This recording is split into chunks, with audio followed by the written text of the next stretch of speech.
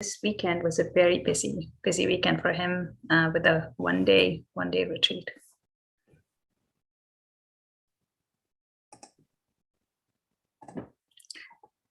Join palms and bow. The four great vows. I vow to deliver innumerable sentient beings. I vow to cut off endless fixations. I vow to master limitless approaches to Dharma. I vow to attain supreme Buddhahood. All right, welcome to today's class. The topic of today is Nianfo. That is meditating with Amitabha Buddha. So in Sanskrit, it's called Buddhanusmriti. I'm going to type these words in so that you can see what I'm talking about. And if I'm pronouncing something wrong, you could see what that word is as well. So this is Nianfo. And in Sanskrit, it's Buddhanusmriti. So typically, when we do this method, it's simply chanting the Buddha's name. But today we are going to go deeper than just chanting the Buddha's name, and we are going to go from Chant to Nianfo. And Nianfo is typically it's a method that is used in the Pure Land tradition, and but a lot of Chant practitioners use Nianfo as well. So we're going to talk about that a little bit and really go in depth into Nianfo. And this is inspired because Gilbert talked about it in the retreat on Saturday. So if you look at this word Nianfo or this word Buddhanusmriti, it's got two components. Fo, I think it's called, that's Buddha. And Nian is mindfulness, remembering. So it's at least Nian is how Smriti is translated. Smriti means mindfulness. It's commonly translated as mindfulness. But the root of the word is remembering. So let's start with the remembering part, the mindfulness part, and let's start with how how the Buddha says we need to do mindfulness.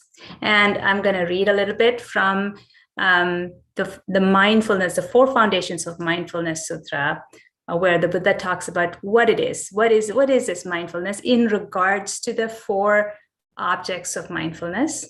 Here, the body, feelings, mind, and phenomena. So the Buddha says, and this is from this book here, I think everybody likes to follow along, so I'm gonna paste that in.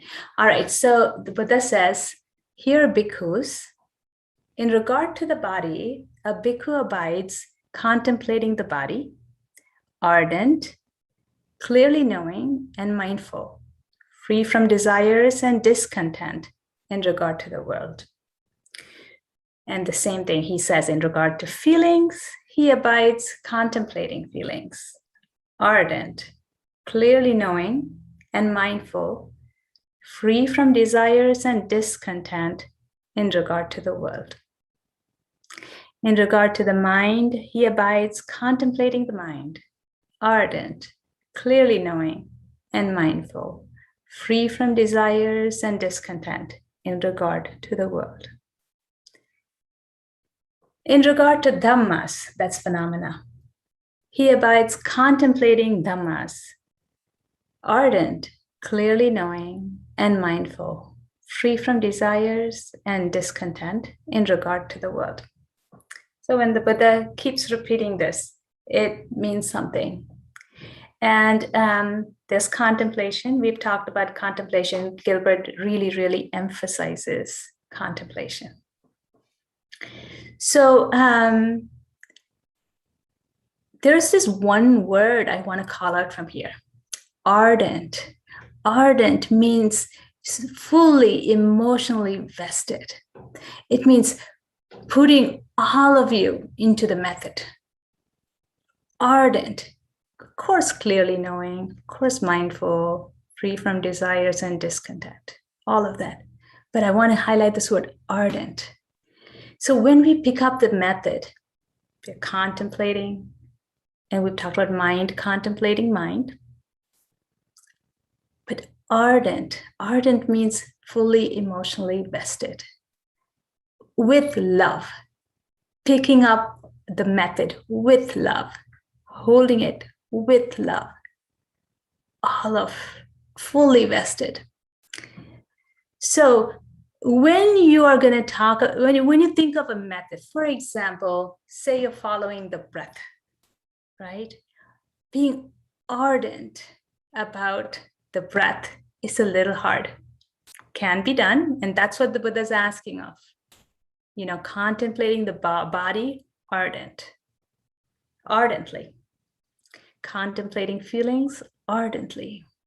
Contemplating mind ardently. Contemplating phenomena ardently. But if you were to use remembrance or recollecting the Buddha, it's so easy to do it ardently. Because when you think of the Buddha, when you think of Amitabha Buddha, when you know that Amitabha Buddha is the Buddha of compassion, when you know that Amitabha Buddha has vowed that if somebody were to just say his name once with sincerity, then that person is going to be, is guaranteed a place in the Pure Land. In Amitabha Buddha's Pure Land, which is a place where conditions are perfect for practice. So just saying Amitabha Buddha's name once is a guarantee for perfect conditions for practice. So when you think of Amitabha Buddha, when you know that Amitabha Buddha is the Buddha of compassion, we as suffering beings, we really, really want compassion. We really need compassion. So when you know this about Amitabha Buddha, and you can, like Gilbert says, tune in to the frequency of Amitabha Buddha. Now, this frequency is not like if you go this way a little bit, it's all gone. If you go that way a little bit, it's all gone. It's a broad frequency. You just need to be approximately there. Just have to get a feel for Amitabha Buddha. Just have to get a feel for Amitabha Buddha's compassion, boundless compassion. And you get a feel for that resonance, the resonance of Amitabha Buddha's compassion. Tune into it, and you're fully vested, fully engaged. Vroom, the self can be sucked in to that resonance, right? So this instruction that the Buddha gives us in the 4 foundations of Mindfulness Sutra, to hold the method, to contemplate the body, feelings, mind, phenomena ardently, becomes so much easier when the method is remembering or recollecting the Buddha. And typically the way we do it is we chant Amitabha Buddha's name. You could chant it. You could chant the Chinese version, which is Namo Amitabha, and it'll be really wonderful if somebody could say that properly for everybody. Could someone please volunteer to say it, like Amitabha and Namo Amitabha. Namo Amitabha. Thank you. Okay. You said it well. Good. Okay, thank you. So you could repeat Namo Amitabha, and that is saying homage to the Amitabha Buddha. Or you could just say Amitabha, which is just the Amitabha Buddha's name. Or you could say the Amitabha Buddha's name in Sanskrit, Amitabha. So when you're saying this, you could do this in a perhaps a kind of a shallow way where you're just saying the Amitabha Buddha's name. If you were to do it that way, then it is like reciting anything. You know, you could be reciting, I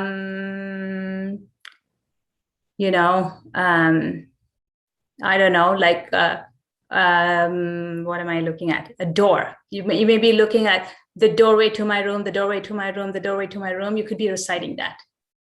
It's not bad, because just by saying something over and over and over again, you're preventing wandering thoughts from arising. However, when you chant the Amitabha Buddha's name, it is your key to the resonance of Amitabha Buddha. It is your key to tuning in to the frequency of Amitabha Buddha. It is your key to experiencing the compassion of Amitabha Buddha.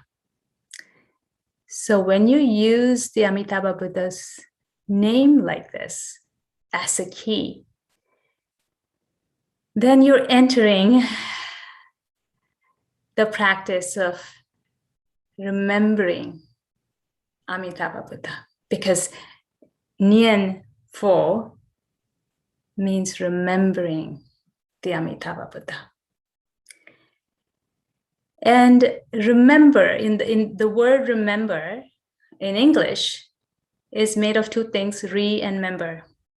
There's another word called dismember. Dismember means to cut off an arm or a leg. That's what dismember means. Now, if you think of remember as a putting back together what was unfortunately split, right? Remember here is like putting that member back together, putting back together what was unfortunately split. That's what we're doing when we meditate. That's what we're doing when we meditate. So I want to actually share with you a slide. I'm going to share my screen. Michael, you may have to let me share my screen. Can I do it? I think maybe I can. I'm going to try. You're a co-host. You should be able to. Okay, awesome.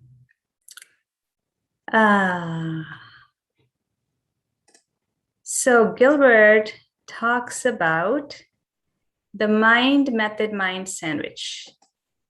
So this is where we've got mind looking at mind, right? And it's two halves of the same mind, but unfortunately, apparently split. And we've got the method. We hold the method in the center. We're watching the method, but it's actually mind watching the method. And something comes up, something that you're really, something you love, and it takes up center stage.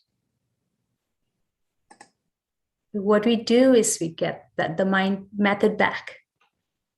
We do this again and again and again. And as we do that, what happens is that the more and more you're on the method, it pulls the so-called splits back together so that it's just mind again. So we talked about how this word remember is just pulling together what was dismembered. That's what we're doing when we meditate. And smriti or Nian is just remembering. And that's what we're doing with our method. We're remembering, bringing it back together. So the very cool thing about Nianfo is that whereas before it's mind looking at mind using the method, here it's the Buddha mind looking at the Buddha mind with the Buddha in the middle. The method is the Buddha. So there's this amazing synergy, and the pull is that much stronger. Okay, I talked about how when our historic Buddha Shakyamuni talked about mindfulness, he said ardently contemplating, right? So it's possible to ardently contemplate the Buddha. When you're contemplating Amitabha Buddha, you can ardently contemplate like you could really, but it's harder to contemplate the breath or just mind with that ardency. Put everything into it.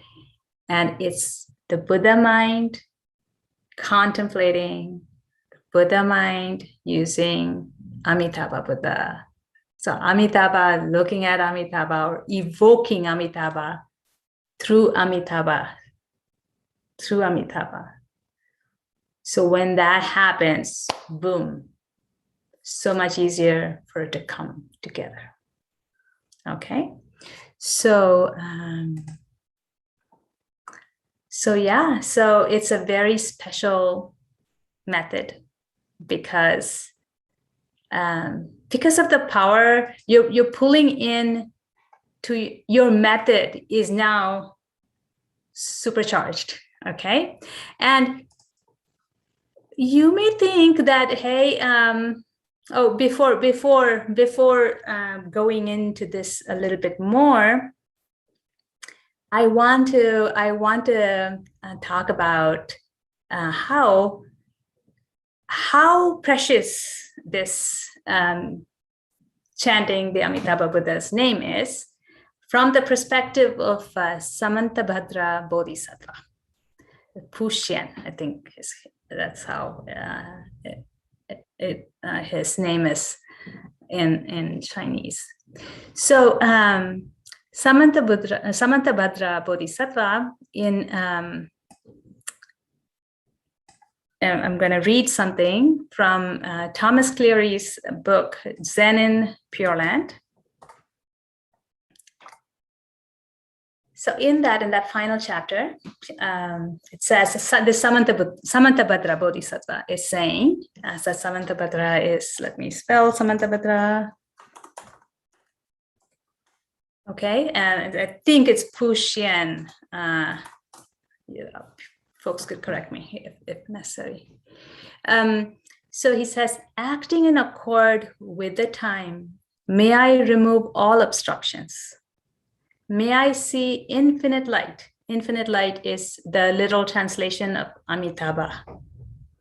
May I see infinite light face to face and go to the land of bliss. That's the Pure Land, the Western Pure Land of Amitabha Buddha.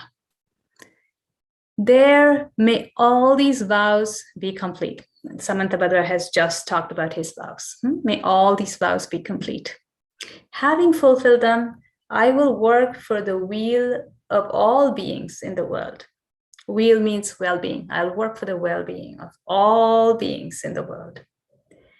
Let me abide in the circle of that Buddha, born in a beautiful lotus, and receive the prophecy of Buddhahood there in the presence of the Buddha of infinite light. Having received the prophecy there with millions of emanations, I will work for the weal of beings everywhere by the power of Buddha. By whatever virtue I accumulate, having invoked the vow to practice good, may the pure aspiration of the world be at once all fulfilled. So this is Samantabhadra Bodhisattva, and this is the power of Amitabha Buddha. See how he is holding Amitabha Buddha. And that's an example for how we can hold Amitabha Buddha, when we meditate using Nianfo. Okay. So, and there's like lots of beautiful gems here. So Samantabhadra is saying, acting in accord with the time, may I remove all obstructions. So accord with the time here means acting in accord with pratitya samutpada, in accord with conditions, with causes and conditions. May I remove all obstructions. So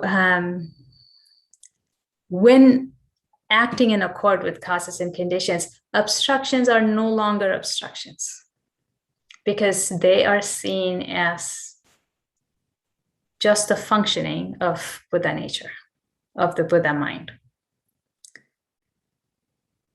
Because causes and conditions are impeccable, that they never fail. So acting in accord with causes and conditions, seeing all obstructions as Buddha nature itself. May I see Amitabha Buddha face to face and go into the land of bliss, the pure land. Okay. So that's him. One of the reasons I pull this up is not just to evoke the frequency or resonance of Amitabha Buddha, but also to say that here is, there's like, Pure Land, it's not quite Mahayana, but this is Samantabhadra Bodhisattva, and it couldn't be more Mahayana than this, in that it couldn't be more working for the well-being of all beings than this. So that's one. And another recent Nianfo is like, perhaps it's not Chant enough. I've got a couple of readings to say that, it's so Chant. Okay, so let's look at one of them.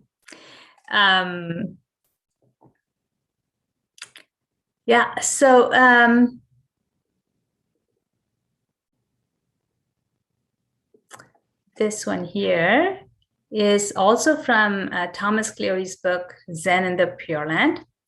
And it's from a master, Tse Zhao. I don't know the tone of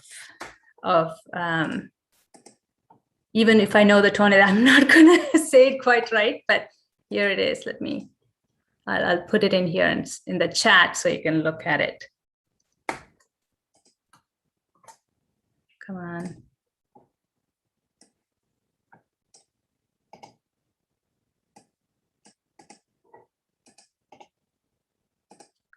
Okay, so that's Master Tse Zhao, and in the precious mirror of the Lotus School of Mount Lu, he's talking about absorption in mindfulness of Buddha without descriptions. So this is like, you could say that this is a coming together of Chant and Pure Land. This is the Chant aspect of, or practicing Nianfo, with a Chant flavor, if you could think about it that way. All right. So, he says, intelligent people with superior faculties realize this profound principle of absorption in mindfulness of Buddha without descriptions. With a mind-like space, poised in equanimity, free from descriptions of soul, person, being, or liver of life. So he's talking about what is this? How are you supposed to do Nianfo, right? We talked about, hey, you could just be saying Nianfo as though, just like, Amitabha, Amitabha, Amitabha, Amitabha, as though like door to my room, door to my room, door to my room, or something, whatever those words may be. You could just be saying it like that. And that's just really sad if that's all you get out of your Nianfo practice. But we said that you could tune in to the resonance of Amitabha Buddha. And then, you could hold this method ardently, all in, and really tap into the power of Amitabha Buddha, right? Here, they're going really deep. So saying, prerequisite superior faculties needed, okay? They're saying this, they realize this profound principle of absorption in mindfulness of Buddha without descriptions, okay? With a mind like space, vast, vast, vast, poised in equanimity, free from descriptions of soul, person, being, or liver of life. These 4 things are the ones that are from in the Diamond Sutra as well. Often, we it's worded here as soul, person, liver of life, and being, but you could have heard it as self, personality, life, and being, right? These same 4 things. Scripture says, detachment from all forms is called the Buddhas. Commentary says, soul is used to conceptualize the internal, person is used to conceptualize the external, being means to continue what is before, liver of life means continuing afterward. So this like very beautifully, tells you what those 4 things are, really eloquently. So soul means, how you think of yourself from in the inside, how you make a thing out of it, right? How you conceptualize you on the inside. Person or personality is how you think of yourself, how you conceptualize yourself, how you make a thing out of yourself from the outside in. Liver of life, being means, whatever your past, your conceptualization of, what, you as somebody who's coming from your past to here. And liver of life means you as a concept moving forward into the future. So inside and outside, before and after, your conceptualization of you as a thing that is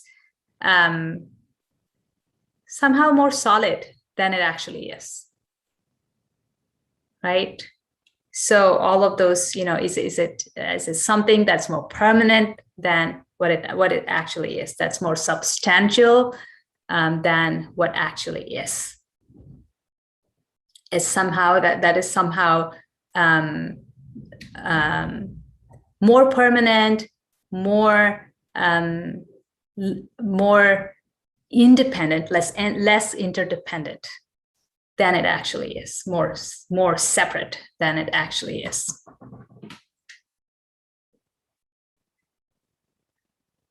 Here, what it's saying is that Nianfo is without any of these conceptualizations. Once there is no thought clinging to inside and outside, before and after, then all those descriptions are null and void. Therefore, scripture says, if you know there is no soul or person who undergoes transmigration, there is neither body nor mind to undergo that birth and death. This is called absorption in mindfulness of Buddha without descriptions. Okay. And this means there's a little bit more that got cut off. And this means seeing the original nature of all living beings as the same as infinite light, as the same as Amitabha Buddha. Once you do not cling to either extreme of formed or formless, and have no doctrines of nihilism or eternity, due to this, infinite light appears in the world with every thought. The land of bliss manifests everywhere. Mindfulness like this is mindfulness without thought. Okay, this is gold. Okay, I'm going to read this again. This means seeing the original nature of all living beings as the same as infinite light, as Amitabha Buddha. Once you do not cling to either extreme of formed or formless, and have no doctrines of nihilism or eternity. All right. That means that you're not sticking to any of the extremes. Due to this, infinite light appears in the world with every thought. The land of bliss manifests everywhere. So remember what Master Shingen says about Pure Land on earth. That's what this is talking about. That it's not about the next life or the next after your, this life or anything like that. It's about right now. With every thought, the land of bliss manifests everywhere. I would, let's not say every thought. Now, it's not so much as every thought.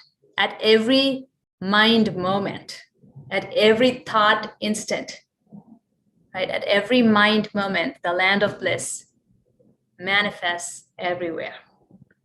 And this is mindfulness without thought. And this is mindfulness of Buddha without descriptions. It's Nianfo. Buddhanusmriti. Okay.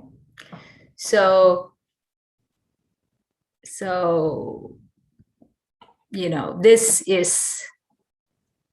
is following the method with right view, with Chant, and Nianfo with right view, right?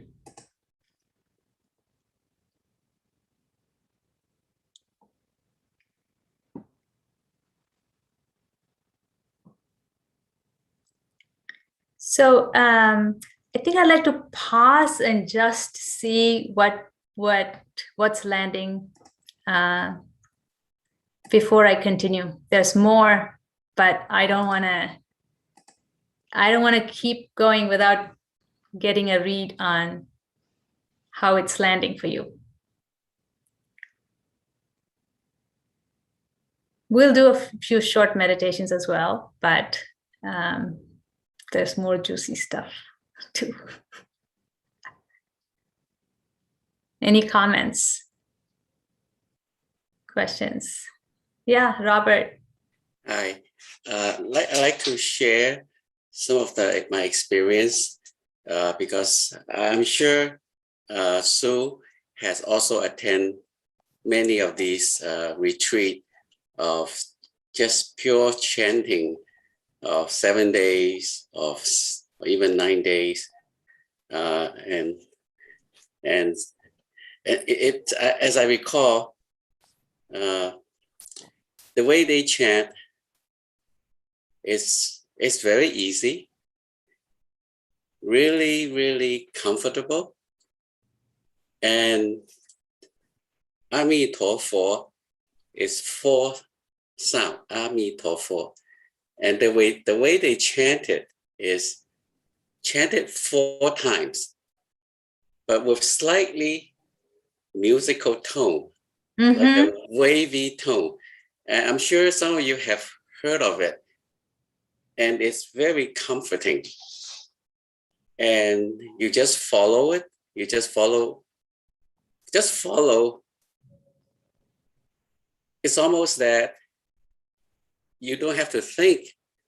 You just literally rest. I mean, I use the word rest that Gilbert mentioned many times. You just rest in the sound. Just rest in the resonance. just flow along like a river. You don't seek any direction. And the first couple of days is kind of difficult because your mind may start wandering around. But after a day or two, your mind, I guess, Sentha used the word tune into the resonance. And I want to share that every time I went to one of those retreats, around the third day, you begin to tune in much faster. In the first day, probably take me 2 40-minute session before break to tune in, to settle down. On the third day, your body or your mind, like the picture you draw, that Sentha draw, your mind started to turn inward. It's not that you shut out outside, you're still aware, but your mind seems to start going home, almost like going home. And it's very comfortable. And very soon, the last few days, every sitting session becomes so short. Before you knew it, it's over.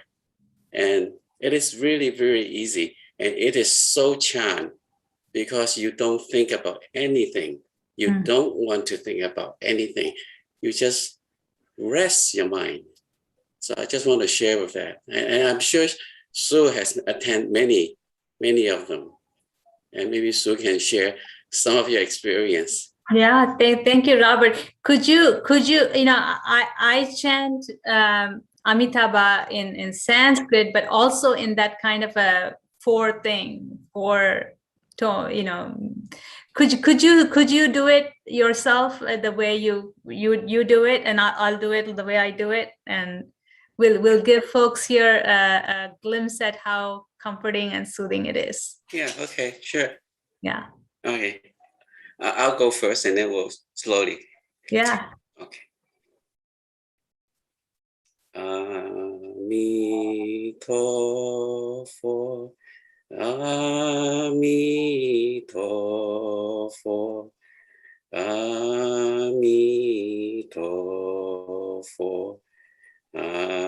Amitabha, Amitabha, Amitabha, Amitabha, Amitabha.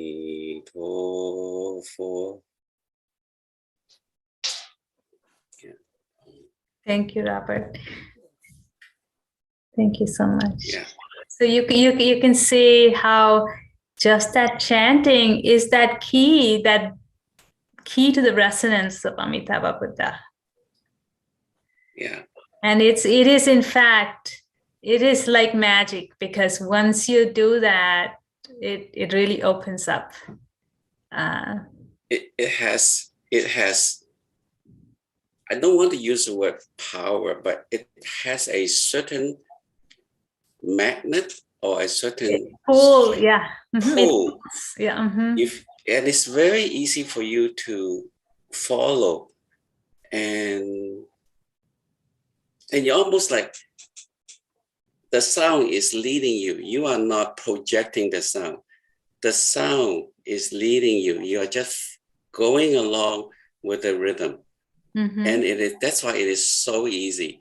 And because you are chanting the name of Buddha, Buddha has 48 vows. And one of his vows is, I think it's the vow number 18. Talk about any of us, any human being, calling his name, he will. I mean, correct my memory. I mean, so it's like they will be. It's almost like you are blessed, and they are they welcome you to the Pure Land. Is that how I say is the number 18 or 4th or the 48th vow? Okay, I don't know the numbers, but that's it is that is one of the vows that all you need to do is to just say the Buddha's name in sincerity, and you're guaranteed a place in the Pure Land. Yeah. Yeah. And is Sue here? I don't know if Sue's here. I think she may not be. Yeah. Okay. And this method is so simple, so simple that so many smart people, they think that no, it can't be true. It is too simple. It has to be difficult. So I spoke to people about it. They said, no way, it's too simple. But I was a skeptic beginning. I'm an IT guy, and I decided one day to go give it a try. And very, very soon, the skepticism literally washed away, and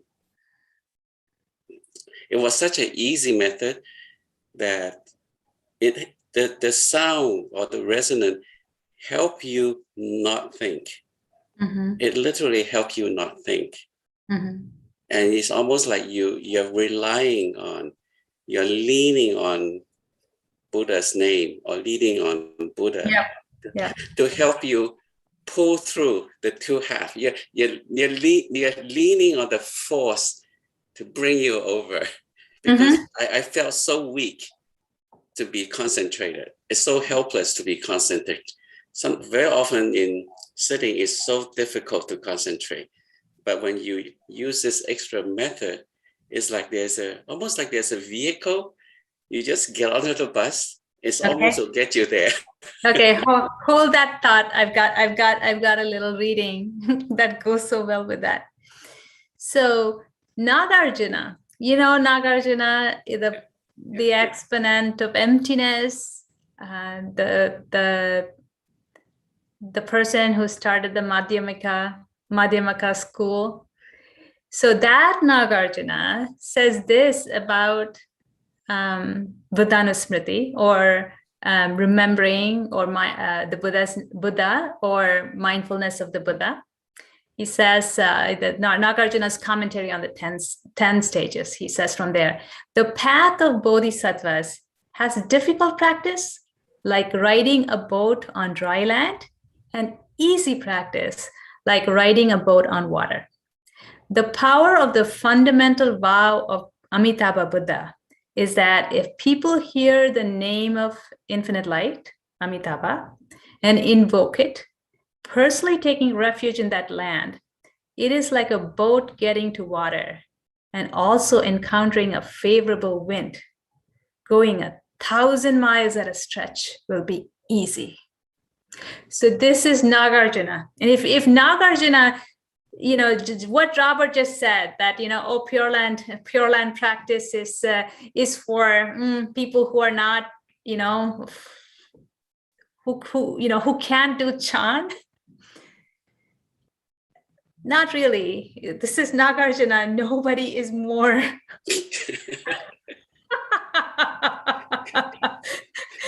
Nobody is more intellectually capable than this one person. It's arguable, but I don't know how many people would take the other side and say, no, there's somebody more intellectually capable. Yeah. So if Nagarjuna says that, hey, this is going to grease your wheels of practice, right? That's something to pay attention to. And it's for the same reason that Robert was just saying. It's just like, it just pulls you in, okay? It pulls you in. And it's so much easier to disregard distractions. So we talked about how mindfulness is being clearly, I'm going to read that again from the Satipatthana Sutta, where it's about contemplating contemplating the body, feelings, mind, the phenomena, contemplating, ardent, clearly knowing, mindful, free from desires and discontent. Now, this whole free from desires and discontent, we know, we've meditated, everything that pulls you away is either a desire or a discontent, right? But when you're doing this Amitabha, Buddha, chanting Amitabha, Buddha's name, tuning into the resonance of Amitabha Buddha, right? Then what happens is that the desires and discontent, they become really tiny, because this is so magnetic. Amitabha Buddha is so magnetic that ardent is like, it naturally comes up. And desires and discontent become really small. It's so that's why it is, it's not like rowing the boat on dry land. It is like the boat hitting the water and encountering favorable winds, wind in the sails, vroom. Okay, so that's the power of Nianfo. Okay, so some more from that book is a beautiful book, the Thomas Cleary, Zen in the Pure Land. Really recommend that. So here's something more about it, about the effect of this practice. It's like a purifying pearl put in polluted water, so that the polluted water cannot but become clear. When the thought of Buddha is injected into a chaotic mind, the chaotic mind cannot but awaken. After you've experienced this, mind and Buddha both disappear. Once mind and Buddha have disappeared, you're absorbed in concentration in all circumstances and all situations.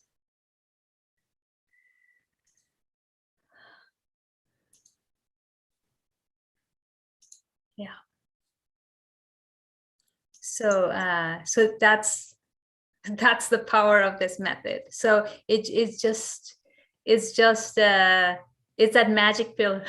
It's a magic pill. Amitabha Buddha's name is a magic pill, and it's instantly purifying.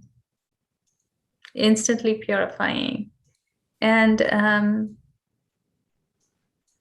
yeah, so instantly, it instantly brings you that contemplating again, the parts of the mindfulness that I read before, contemplating, clearly knowing, mindful, right? That just happens. All right. So when I started, I started with the mindfulness on the, that the mindfulness, regular mindfulness, you could think of that as a dry path. But mindfulness of the Buddha is that the path where you're not rowing a boat in dry land. You're in the water, favorable winds, wind in your sails, boom. Okay. So that's Nianfo. And Fa said something. What does Master Shingen say? I have a couple of quotes from Master Shingen. May or may not be from that same YouTube video. So Master Shingen says that this is again, bringing Chant and Pure Land together, right? So the couple of quotes, Master Shingen says, to see dependent origination is to see the Dharma. To realize the Dharma is to see the Buddha. Okay? To see dependent origination is to see the Dharma. To realize the Dharma is to see the Buddha. So this is bringing Pratitya Samutpada to Buddha nature. okay, to Nianfo. So to see the Buddha is to see dependent origination. So if A is equal to B and B equal to C, then A equal to C. So see Pratitya Samutpada is to see the Buddha. So causes and conditions never fail.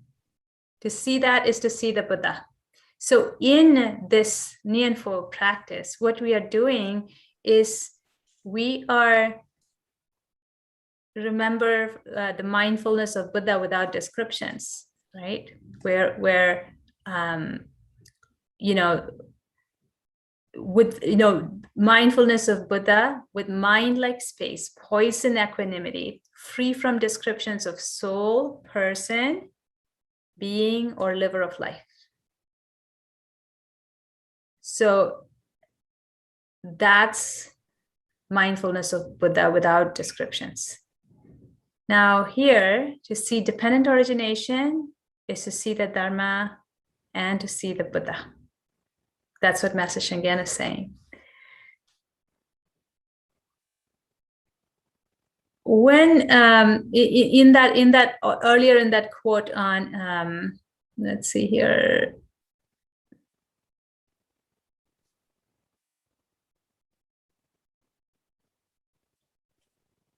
Where where is it? So when we talked about, it's not so much about obstructions. Let me abide. It's not so much about pushing away obstructions, but it is about viewing obstructions as the functioning of the Buddha mind, as impeccable causes and conditions. So when obstructions are seen, your vexations are seen as a result of dependent origination, that is seeing the Buddha.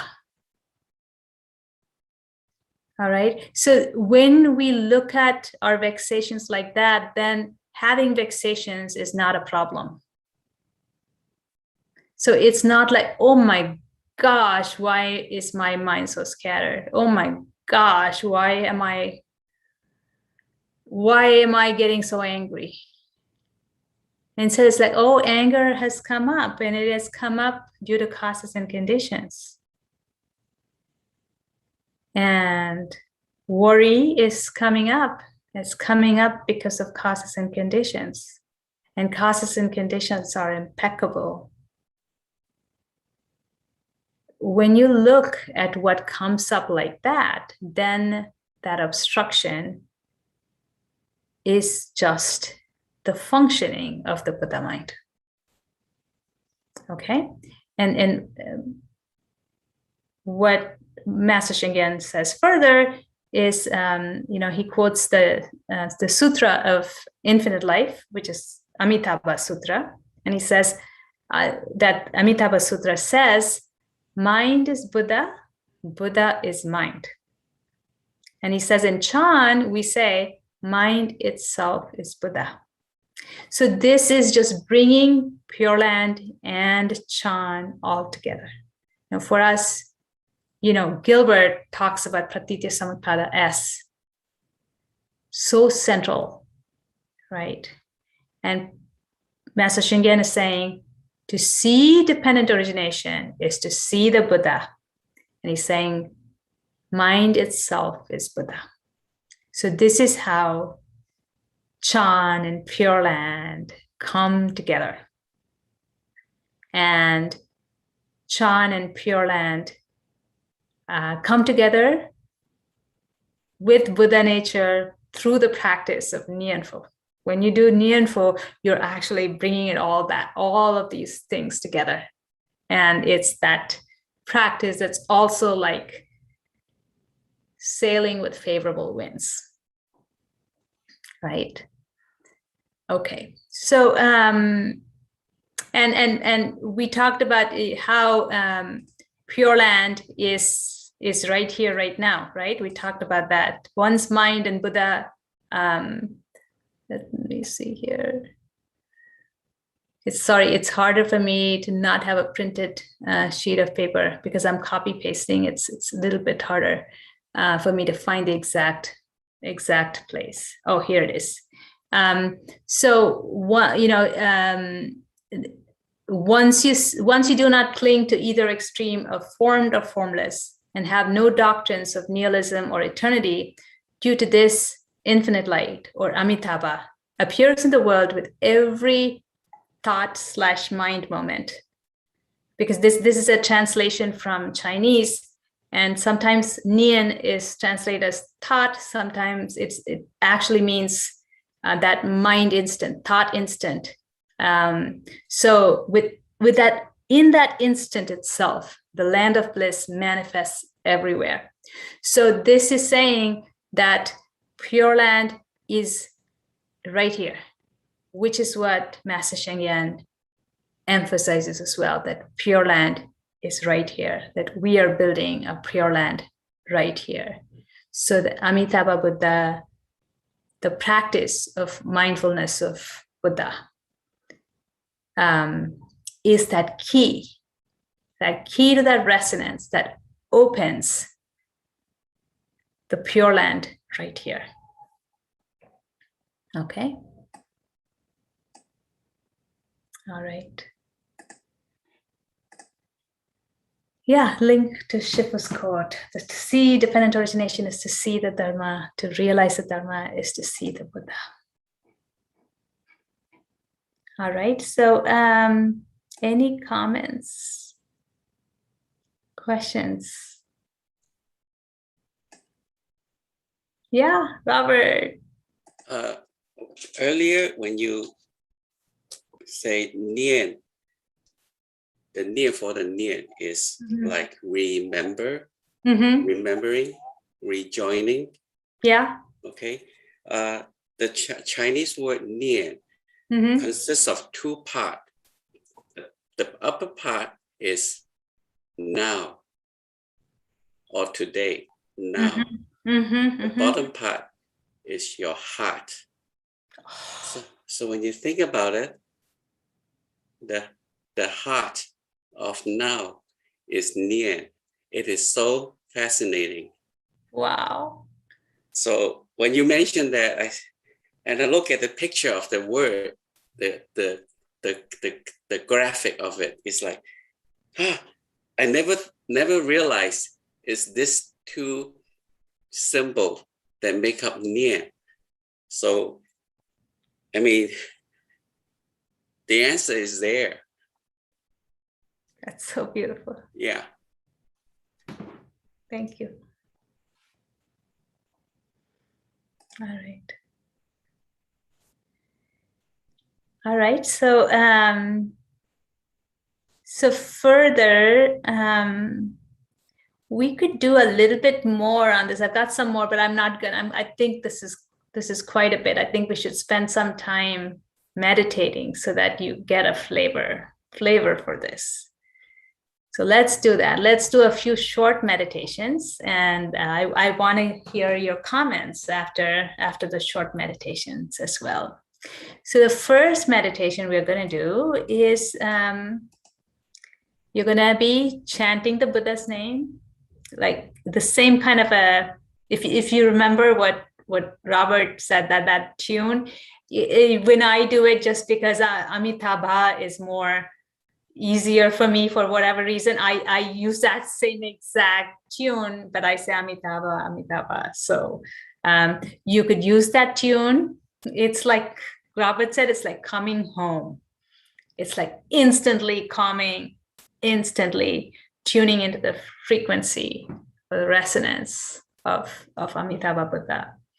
So you could do that, and we could ask Robert to say that again, to sing that again a couple of times so that you kind of can get going into that. And when you're doing that, you're really tuning into this resonance of Amitabha Buddha. And if you don't know Amitabha Buddha, I hope you've gotten a little bit of a flavor of Amitabha Buddha right now. Amitabha Buddha is the Buddha of compassion. and so compassionate that he vowed that if somebody were to just say his name with sincerity, then this Pure Land is guaranteed for them, this perfect place for them to practice, where it is possible to go all the way to Buddhahood. Okay, that's the promise, not just like a great place to practice, but also the promise of your prophecy of Buddhahood. So it's the whole path is guaranteed. So that's what Amitabha Buddha is facilitating, that he's vowed to facilitate. So not just compassion for your suffering right now, but also like guaranteed help. Okay, so this is Amitabha Buddha, and so inspiring of devotion that Samantabhadra Bodhisattva, says, what I read to you before. The Samantabhadra Bodhisattva is talking about Amitabha Buddha's Pure Land and Amitabha Buddha himself with so much devotion. And this practice is so powerful that Nagarjuna says that this is like favorable winds hitting your sails. Yeah, so that's how powerful the practice is. So give it your faith, okay? Use the Amitabha Buddha's name to evoke that compassion, the limitless radiance. So Amitabha means limitless, boundless, and Bha means radiance, infinite light, but infinite radiance as well, boundless radiance. That's what you're entering. And that is the Buddha mind itself. Okay? And you are not this individual you, but you are mind itself, Buddha mind itself. So it's like Buddha mind, evoking Buddha mind, using the Buddha's name. Okay? That's what you're doing. And we'll have Robert just lead us like a couple times in the chanting so that you can tune into it. And we'll do just a short meditation. I'm thinking, little like 5 to 10 minutes, maybe 5 to 7 minutes. We'll do that. Robert, over to you. Okay. Thank you, everyone. I'll just go through 2 rounds, and then you'll take over in your heart, or you can do it in your own space right now, even with your mic off, it's okay. And then you can follow the tune in your mind. It's ideally you can use your mouth to pronounce the sound. If you feel comfortable, pronounce it in your room, and the resonance will help you literally tune in. It's almost like a password, but the password is Buddha's name. You just use it and just rest yourself on it. I will begin.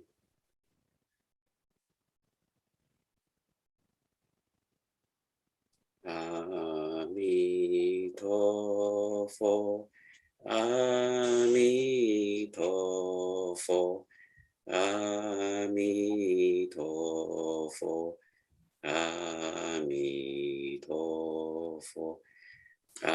Amitofo, Amitofo, Amitofo, Amitofo, Amitofo,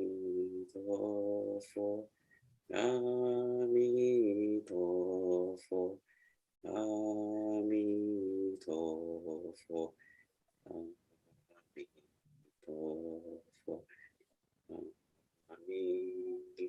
Amitofo, Amitofo,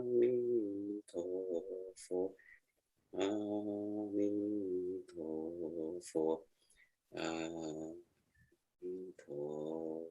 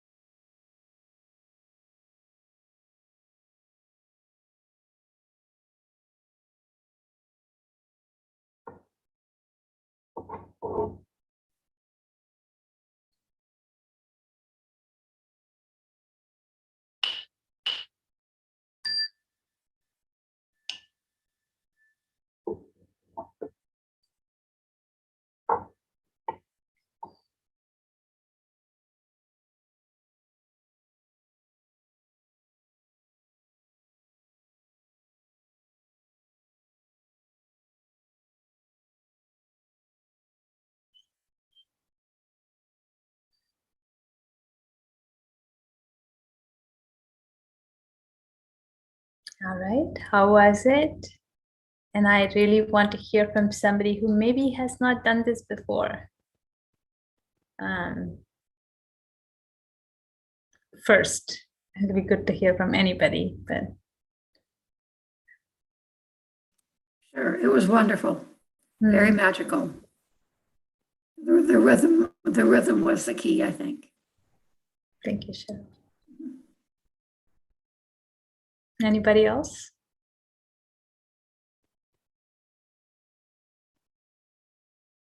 All right. I find that it's a little bit like Hua Tou. I mean, it's, for me, I think. I want to confess that actually, I don't know why I think I have too much fixations. I don't really feel a very strong draw in Buddha name. So for me, it's like reciting 4 words. It's really, really, really helpful. I'm actually very thankful for this lecture to show me how much fixation I have. I really have to do a lot more repentance. But also you could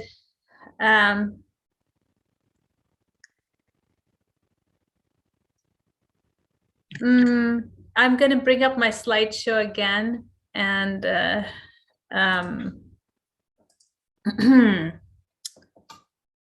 so remember that, let me just do a couple of one small thing here.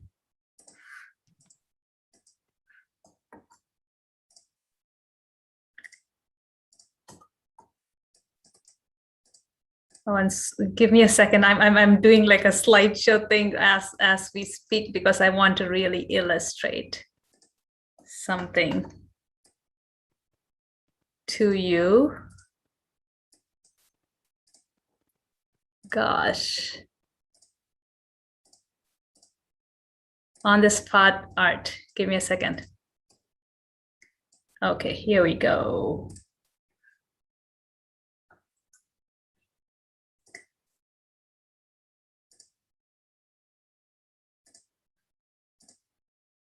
All right, we talked about this is Nianfo, and you are it's Buddha mind, looking at Buddha mind,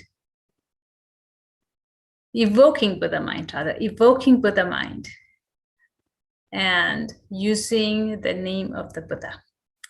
So now a vexation comes up. Say that vexation is a donut. Okay, that's your vexation. Could be a lot more unpleasant than that. Say the vexation is a donut. Now, that is using Nianfo. So it is realizing that the donut is also Buddha nature. It's not apart from mind, that it is following the functioning of mind, which is praditya samutpada. So when you treat vexations like that, there's no need for repentance. The vexation dissolves back into mind. So when you treat a vexation like that, you are not setting up an opposition. You're not saying it's me versus you. It's me versus the vexation, or you're not setting up an opposition. Because when you set up an opposition, it can only last so long. Opposition is going to drive these 2 dismembered parts of mind apart more. Maybe not in the short term, but definitely in the long term. So by recognizing the vexation as just a functioning of mind, that it follows pratitya samutpada, that it is not other than the Buddha mind, then the vexation just dissolves back. It cannot but dissolve back. Okay? Yeah, thank you. That's very, very helpful. You're welcome. I'll be mindful of that. Mm-hmm. All right. Any other comments? Can I ask a question about that? Sure. Okay. Go ahead, Wendy. Oh, on that note, I was going to ask you, actually, I was very hit by what you said earlier about vexation is paticca samuppada, cause and effects. Like I hold on to some things in the past. I thought I done wrong or wrong by others, what I thought was. But if you said everything's cause and effect, it exactly should have happened that way. It's just how I look at it. Or like you said, with the previous person, just dissolve the donut or the vexation is exactly Buddha mind. Mm-hmm. Can you explain more, like how do I transfer that? Thank you.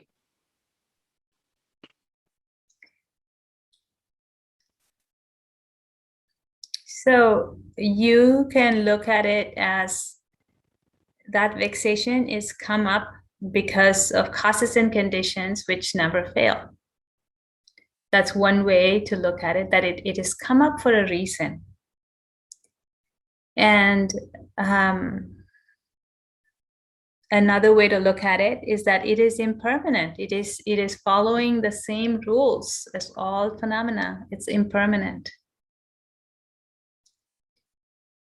So when you look at it like that, what happens is that we have this natural tendency to hyper-focus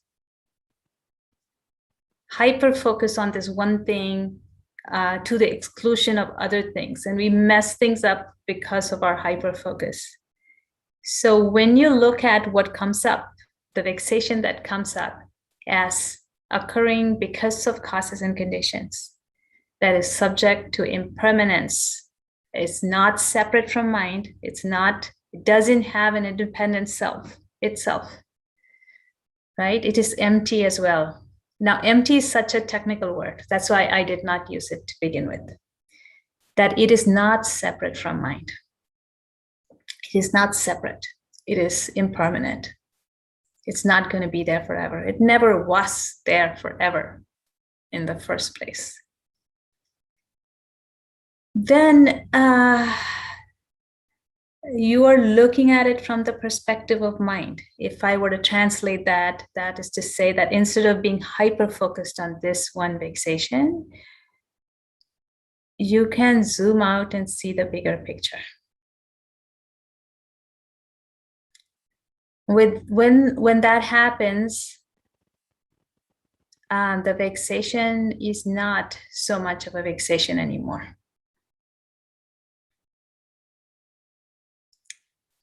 What do you think, Wendy? Is that making sense? Yes. Okay, all right, thank you. Okay, any other questions? Christoph, were you going to say something? Yes, I was going to comment on the method itself, because it was the first time that I used this method, and I felt as it was exactly tuning in. So it was going into the focus of chanting the name, or being with the name, or being the name, and then defocus from it, from any mild vexations that come into the focus instead, and then going back into the focus and so on. And in this way, it seemed very much like the method for silent illumination. Instead of well, it's not silent. So there is this. Well, the resonance that I felt was the Buddha name itself. Mm-hmm. So that was the resonance. There was no other. Mm-hmm. Well, that's my first time experience with. Cool.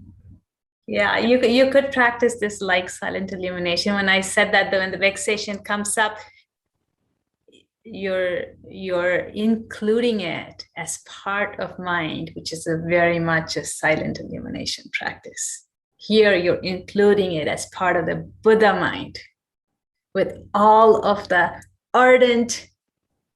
You're looking at, the Buddha with, you're approaching Amitabha Buddha ardently, and the vexation also extend that same resonance towards the vexation.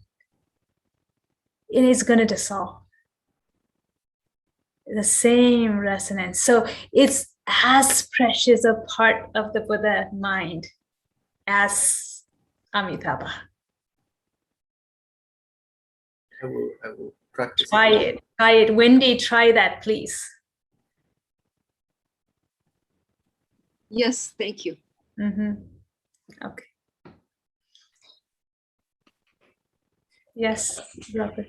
I want to maybe help Wendy or anybody who haven't tried this before. I'm sure some of you have heard of attending an orchestra or attend a concert. When you sit in the concert hall, I mean, very seldom, most of the time, you are so immersed into the whole entire orchestra, whatever they are playing, and you are in it. That is quite close to tuning in.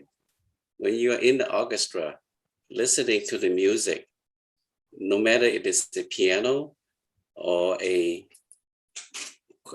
quartet of violins or a very big symphony orchestra, you are totally almost like soaked in water. It's almost like you're dumped into the music, the sea of music. That's almost like when you recite the name of, you're using the name of Buddha almost as a carrier. And that is the only method. In Chant, we always say, go back to the method. Your vexation comes naturally. It's part of your mind. It's natural. But when it comes up, it's okay. It's almost like wave. It will come up. It will go down. But stay on the resonance. Stay on the music, or stay on reciting the rhythm of the Buddha name. The name of the Buddha is this infinite light. It's full of compassion. It's when Sentha say full of love, she really mean it. It is full of love in this Buddha name. So use that as almost like you're going home, literally like you're going home. The word remember, 2-part going home. The word Nian, now and heart, the heart of now, presence at this moment. If you just use the rhythm of the name of Buddha, it is so simple, but it is quite unbelievable that you can really lean on it.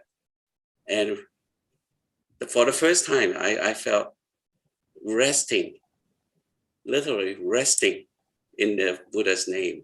It's you have to give it a try.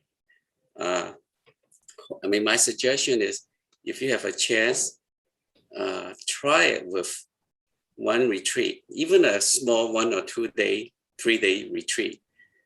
Just follow and listen to the music or listen to the choir. Just listen and follow that, and use your mouth to project the sound, and then use your ear to hear it back into your heart. Goes out here, comes back here, go back into your heart. Okay. Yeah. So I want to say that, Robert, there's that magnetism of the Buddha's name, right? So that is the concentration aspect of the practice. But when you're out and about, say you're like walking around and you're chanting the Buddha's name in your regular days, so then the Amitabha Buddha, the chanting goes in the background and you're engaging with your activities. Then do this practice of including what comes up, the vexations that come up, the people you see as Amitabha Buddha. Okay, so this is important, because it is not just withdrawing from the world. It's also transmitting to the world. Master Taishu says that Pure Land, right? Pure Land. Let me see if I can say this. That Pure Land is not just about us being in a Pure Land of the best conditions of practice, right here, Pure Land, right here. But what Master Shingen says is building a Pure Land, not just for ourselves, for others, right? So when you look at this practice from that lens of building a Pure Land for others to practice, then you are, at that point, you're not just tapping into the resonance of Amitabha Buddha, you are resonating with Amitabha Buddha. You are building that Pure Land. You're building the ideal conditions for others to practice. Okay, so that's the extension of this practice. And in the beginning, the magnetism of Amitabha Buddha's, chanting the Amitabha Buddha's name, is going to make all of these other distractions very small and just like fade away. And that's wonderful. But resonating with Amitabha Buddha means that this compassion is resonating through you and building a Pure Land for others, right? So that's our vow in action. And that goes back to that first reading that I said, where, I read where Samantabhadra Bodhisattva is saying that that he will work for the weal, or that is a well-being of beings everywhere by the power of Buddha. So that's taking the Amitabha Buddha practice, the remembrance of Amitabha, into the world. All right, so I want to do like a short practice where we are transferring merit, chanting the Amitabha Buddha's name, transferring merit to everybody. And if you want, you can transfer merit to somebody, some specific person. But we are transferring merit. We are taking the power of this practice and we are transferring merit. So let's do that. And when you're doing this, it's Amitabha the Buddha mind evoking Amitabha, the Buddha mind of whoever you're transferring merit to. Okay, through chanting the Amitabha Buddha's name. So let's do that for just 5 minutes.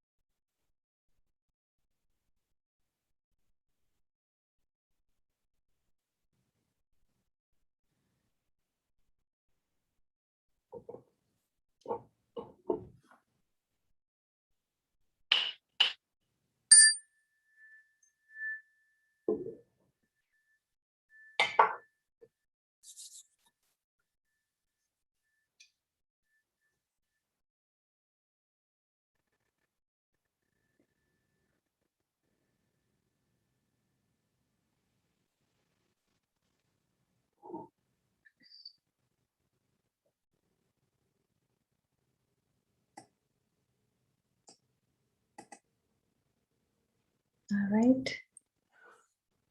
Any final comments, questions?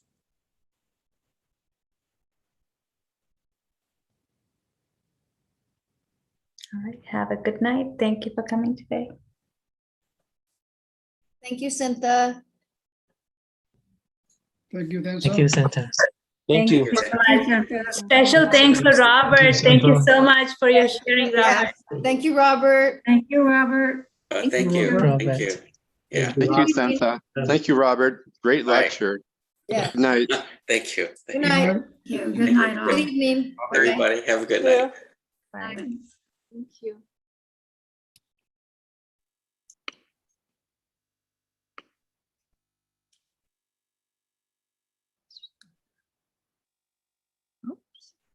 Center.